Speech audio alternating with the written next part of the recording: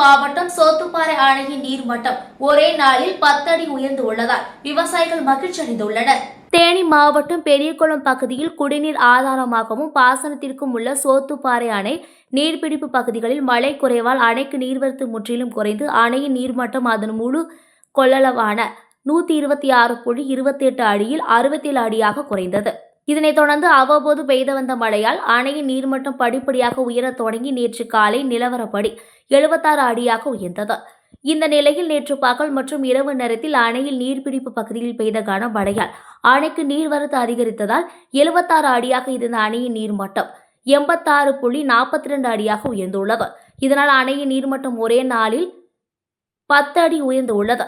சோத்துப்பாறை அணையின் முழு கொள்ளளவான 126.28 அடியில் தற்பொழுது 86.42 அடியாக உள்ள நிலையில் அணைக்கு நீர்வரத்து 112 கன அடியாக உள்ளது.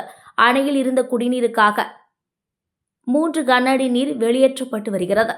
மேலும் சோத்துப்பாறை அணையின் நீர்மட்டம் உயர்ந்து வருவதால் பாசன விவசாயிகள் மகிழ்ச்சி அடைந்துள்ளனர்.